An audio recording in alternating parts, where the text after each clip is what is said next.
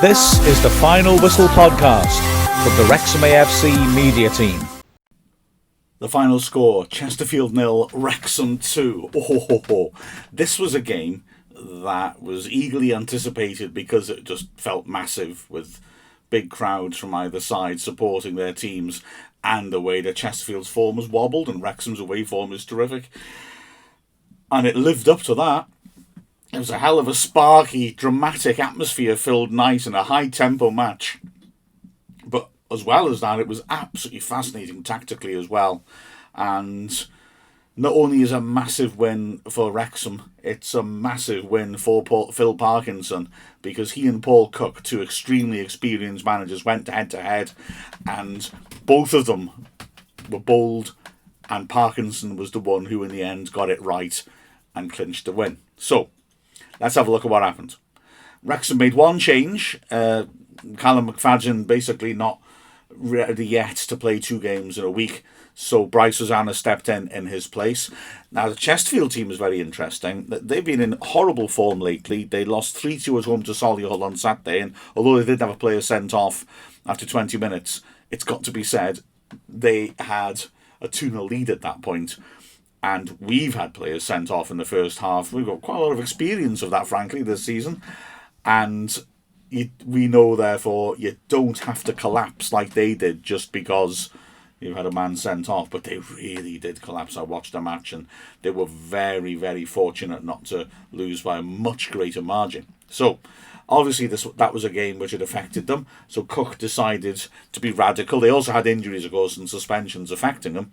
And so he switched it around, played a flat back 4, played a box midfield, and frankly, and Phil Parkinson admitted it after the game, completely caught us out. As a result, the first half hour, Chesterfield dominated us massively, and were it not for Rob Lainton's excellence, the game could have been gone by then.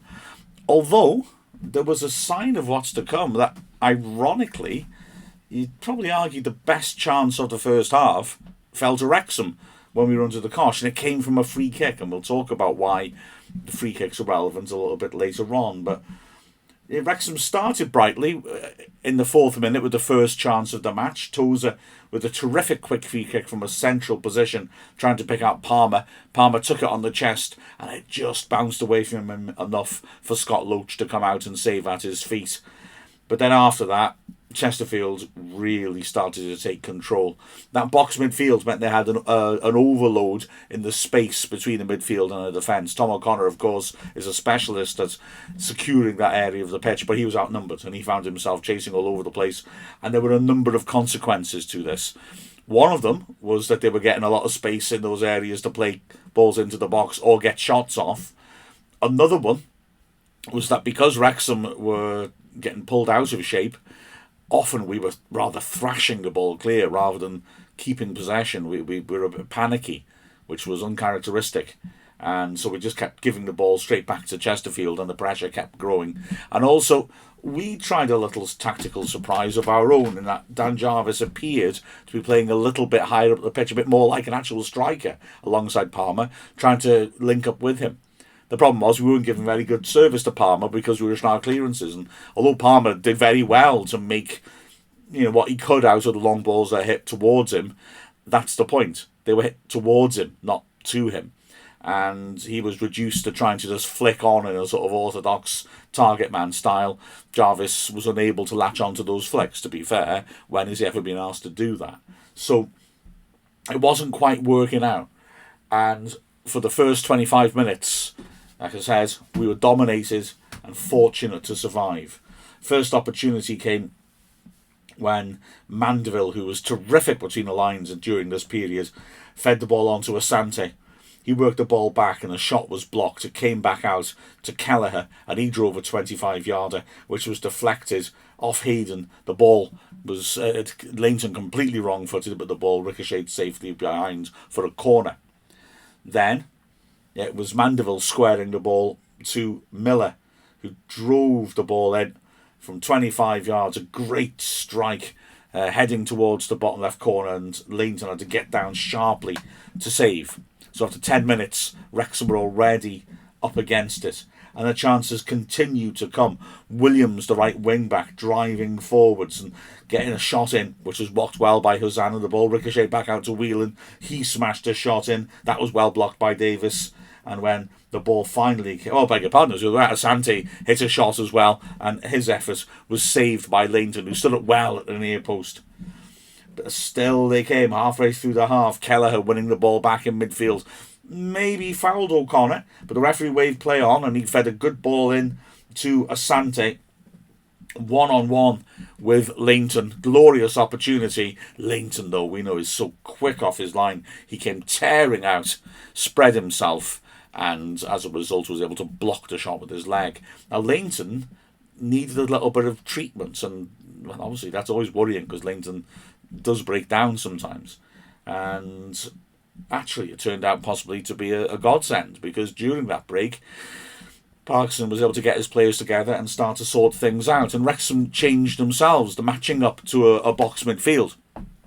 Now it was Jarvis and Davis playing in support of Palmer, with Young dropping back to help out O'Connor, and immediately it had an effect. Admittedly, the next chance came for Chesterfield, but it was a shot from outside the box. Asante on the left flank squaring it to Whelan, who from 20 yards drove a powerful shot, but again, Lainton got down well to parry it. But Wrexham was starting to regain a little bit of control, that the shape was altering, and we started to create more chances, including the next one, which was, as I said, the best chance of the first half. It was a free kick in midfield, and that would be an important pattern, because something Cook, I think, got wrong. He really was trying to get his defence to hold a very, very high line from set pieces, and it was too high. Wrexham consistently made chances from set pieces. This is the first of a run of 5 set pieces in a row. A lot of them innocuous free kicks on the halfway line, which led to chances, and then ultimately the first goal. On this occasion, Young lofted it in. Hayden got underneath it, won his header. I beg your pardon, Palmer won his header, and then Hayden, unmarked, about 8 yards out, volleyed it straight at the goalkeeper. A real golden opportunity. If he'd put it either side of the keeper, then Wrexham would have been ahead. And yet Chesterfield's chances dried up. They were still frantic, but Wrexham now were in control. It was really notable how often Young was there alongside O'Connor to help out and to break things up. And Wrexham had a couple of little hopeful moments as well. Young in the last minute of the half from a corner, sweeping it in, and Hayden getting up unmarked about 8 yards out, but planted his header wide of the far post. A great opportunity, and he just failed to control his header properly.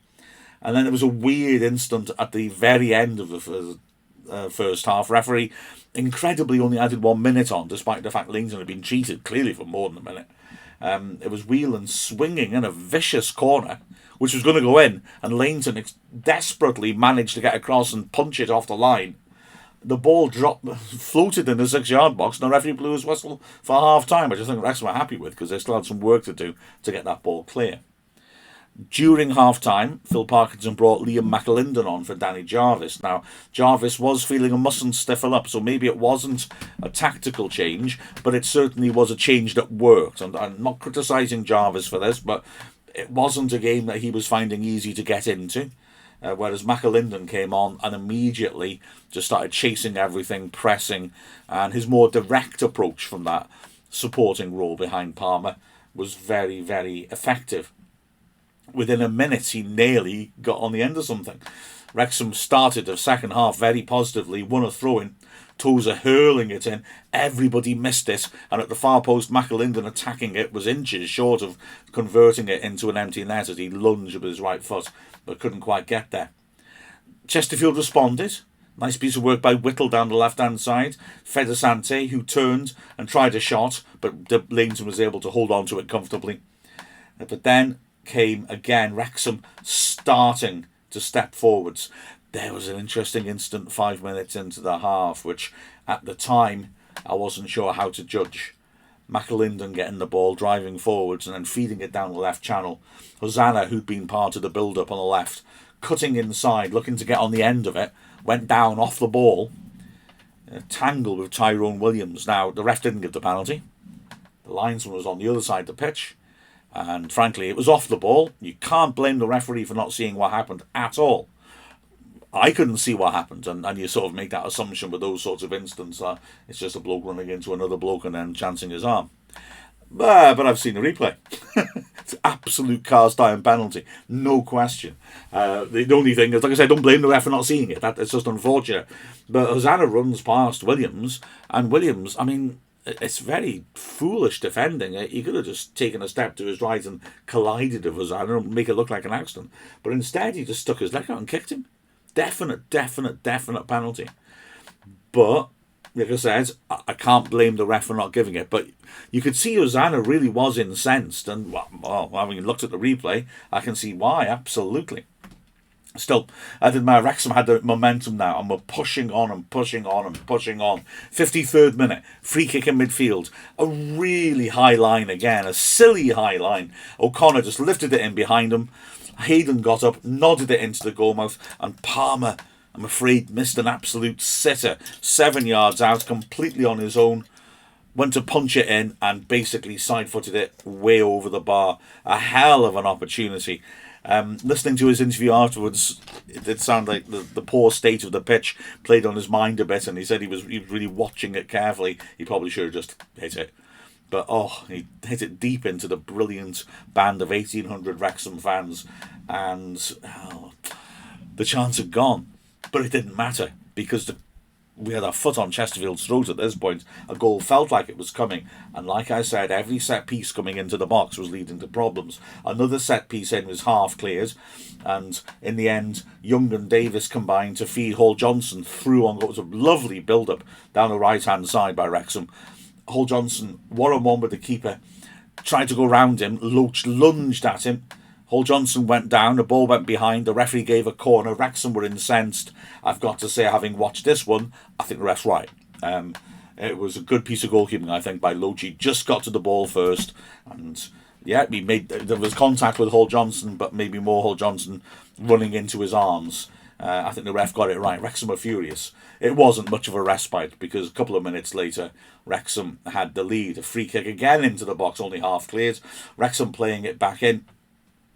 Davis arriving down the left channel, smashed in a terrific volley from close range. A magnificent save by Loach above his head to palm it up in the air. But Max Cleworth did superbly at the far post. He was still up there from the set piece to get up, beat his man in the air, and nod the ball square for Palmer, who headed it into an empty net from a couple of yards out. Palmer afterwards was effusive in his praise of Cleworth, because that piece of intelligent play by Cleworth, choosing to square it rather than go for goal, was what made the goal. And so Wrexham were in the lead. The game then was held up because Wrexham fans threw a flare on the pitch. And it's so frustrating for a number of reasons, not least that we will now have to pay a fine. Not least, as Colin Henry's rightly said, commentating with me, that Geraint Parry, the club secretary, who's got a million jobs to do, will now have to fill in all sorts of reports. I mean, he should be concentrating on doing the work that helps Wrexham do well in football. So annoying. And as well, I think, frankly, it just punctured our momentum. We were battering Chesterfield at this point, but because an egomaniac wanted to make it about them and throw a flare on the pitch, the game was stopped for a good chunk of time. And when the game restarted, Chesterfield had pulled themselves together a bit and had their best spell of the second half. They had two decent chances as well. Well, maybe the first was not so much a chance, but a wonderful strike. Ball into the box cleared, and Whelan met it first time from 25 yards. The most pure strike. It was terrific, and a hell of a save by Leighton. Diving to his right, bringing his left hand over the top really strongly, and making an excellent contact with the ball to send it away for the corner. Although that corner was cleared, it came back in again. Nice build-up play down the right, and nasty ball played in to the box, Quigley helping it down, and as Hayden stretched after it, Asante got there first. Hayden may have just put him off a bit, but it was a golden opportunity. Asante on the half volley drilled it straight at Leighton on either side, and Leighton would have had to pull off the best save of the night to make any difference. Wrexham kept ploughing on, though recovered from that jitter, and in the 68th minute it was 2-0. A controversial goal, a corner from the right-hand side, swung into the crowd. There was a real melee. I mean, it looks to be, it's hard to see even from the replays. Hayden attacks it, looks to head it against his marker, and the ball just gently lollops up in the air towards the goal. Tom Whelan, the Chesterfield midfielder, is on the line and clears it off the line. It looks like with the help of his hand. The ball drops loose. Hayden's on the floor, but he's only a couple of yards out. He swings a foot at it, hits it really hard. It hits Palmer in the midriff, and the ball appears, quite frankly, to get trapped between his hand and his body for a moment. It drops down, and Palmer pivots and smashes it gleefully into an empty net. It was interesting watching the protests, because you can imagine there was some fevered protests for Chesterfield, because it did hit Tozer's arm. I don't think it was deliberate, but it did hit his hand. But it was interesting looking at how half-hearted Whelan's appeals were, because you could see he was thinking in the back of his head, what if the ref, rather than just leave it and allow the goal, says, okay then, it was handball by Palmer, but Whelan handed it first, so he's sent off, and it's a penalty to Wrexham. Whelan didn't really join in the protest too much, and I think I can see why. So, okay, maybe the ref missed Palmer's handball, but maybe he saw both and decided, let's let Chesterfield have 11 men and just give Wrexham the goal, which I don't think is the worst thing to do as a referee. Anyway, justice was done, because Wrexham deserved to be 2 goals ahead by this point, having dominated the second half. And after this, the last quarter of the match was Wrexham playing with excellent discipline and control.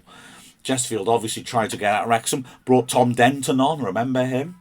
A lot of people have forgotten he was still at Chesterfield. I believe only his second sub-appearance of the season, the first being on Saturday. Very popular with the Chesterfield fans as he came on. Denton, of course, is a freakishly large centre-forward who wins everything in the air. But Wrexham handled him okay. I mean, Denton won his headers, no question. But Wrexham kept a really good high line. Not the suicidal set-piece high line that Chesterfield kept. Wrexham trying to defend outside the box when the ball was in midfield.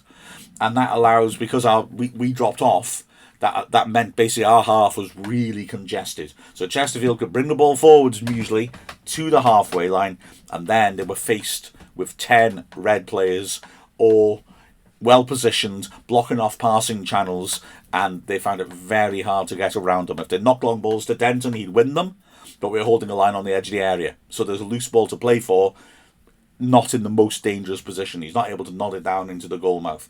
They were able to get down the sides a bit by trying to create overloads, but Wrexham were able to keep them there and then defend balls into the box well.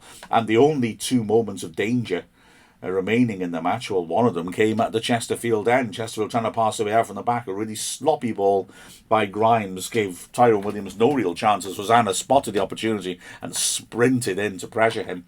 And Williams, all he could do was just get there ahead of Hosanna and poke it back into the middle of the pitch. He poked it straight to Jordan Davis. And, well, how ironic. Jordan Davis, the player I most want this to come to. A quick chance, but because Chesterfield are trying to pass out from the back, they've got no defensive shape. Palmer is standing 10 yards in front of him, alone in the D, but onside. And he's got to play it first time, Davis, but if he plays it first time and gets it right, Palmer has got a gilt-edge opportunity for that trick, and Davis actually got it a bit wrong. Surprising, isn't it? Because he's such a quality player. But he didn't hit Palmer at all. He overhit it straight through to the keeper. And the only other chance of the game remaining was in added time. Whelan whipping in a vicious corner, an in-swinger. It looked like someone got a touch at the near post to help it on. Tozer, though, was on the line, and he volleyed it clear. And then went down injured. I have no idea what happened in this incident. He went down injured. He looked from our distance like he was holding his head. I'm not quite sure about that. Certainly the referee felt he needed to bring him on. I did wonder when he got up and trotted out the pitch if he was putting it on a bit just to waste a bit of time. We were very deep into the 8 added minutes. But Tozer needed a long spell of treatment. But then it meant we had to defend a long throw without Tozer. And Tozer's not daft. I'm sure he wouldn't want that to happen. So I don't think it was a fake injury. I'm not quite sure what happened, but he was okay once he came back on again. Wrexham closed it out and then went to salute their incredible band of fans. It was a brilliant night, terrific noise from the Wrexham fans, and a victory, which just reminds everyone that we are looking for the title here. We've got a lot of wins in recent matches under our belt, and we're pushing hard here. Also 10 away wins this season. Now, that is remarkable. It is, off the top of my head, 4th most we've ever managed in a season. Wow. Looking at the performances, man of the match, okay, let's get that over and done with. Wrexham were tremendous for the last hour of the game, but it wasn't for Leighton. The game might have been gone by then. Rob Leighton is man of the match. He was superb. He made some agile saves. He was so quick off his line to make that one-on-one from Asante, which was Chesterfield's best chance, really, and was just magnificent. So Leighton, 100% Wrexham's star man. Then the midfield, although we were getting overwhelmed and Chester were creating chances, even at that point, I thought the back three did well. It's just they were getting overwhelmed and outnumbered and shots are coming in from the edge of the area. But often that's a good sign of a back three, isn't it? If the shots are coming from outside the area or around the edge, it shows they're defending the box well. I thought of the three, Tozer was magnificent. He was just so dominant again with everything in the centre of the box, winning everything in the air. Hayden sometimes was pulled a bit further out than he wanted to be, but as ever, he's a force of nature and was very, very good. And well done, Cleworth, who obviously wasn't going to get forwards too much in this game, but defended calmly, provided an assist, as did Hayden, for the goal. And yeah, the three of them did ever so well. Isn't it gratifying to see how well Cleworth is playing? The wing-backs weren't able to cause huge problems by getting forwards and putting balls into the box, but they did a good job defensively, and they did get forwards, and their pace allowed us to hit Chesterfield quickly. So they both had good games. In the middle of the pitch as well, O'Connor, again, you can just see why we brought him in. Admittedly, in the first half, he was rushing his passes a bit, which is unlike him. But like I said, I think tactically we'd been outmanoeuvred and he was put in a difficult position. Once Young was supporting him, I thought O'Connor was very impressive. He was an intelligent user of the ball. He's a hell of a tackler. He made one tackle.